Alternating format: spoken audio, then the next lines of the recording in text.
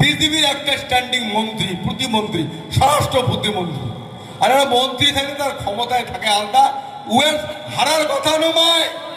আমরা নিষ্ঠের সাথে প্রতিশ্রুতি দিছি আমরা তোমাকে জেতাবো, জেতাছি মন্ত্রীকে হারে দিছি উমের।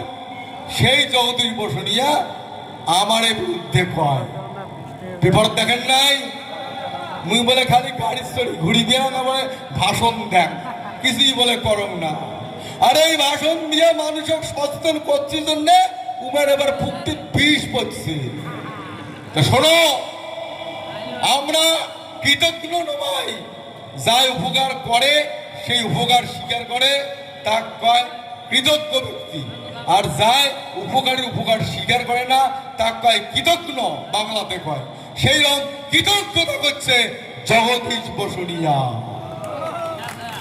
আমার মনে রাখা খাইবে,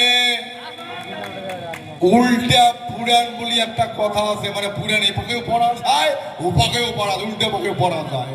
খেয়াল রাখিবেন, বেঈমানির সাথে বেঈমানি করলে ভগবান খোদা তাআলা কোনো অপরাধ ধরে না। আর সৎ মানুষের সাথে যদি বেঈমানি করে ভগবান খোদা তাআলা তার ক্ষমা করে না। আমার সাথে যাই বেঈমানি করিবে তার বিচার উপলা করবে।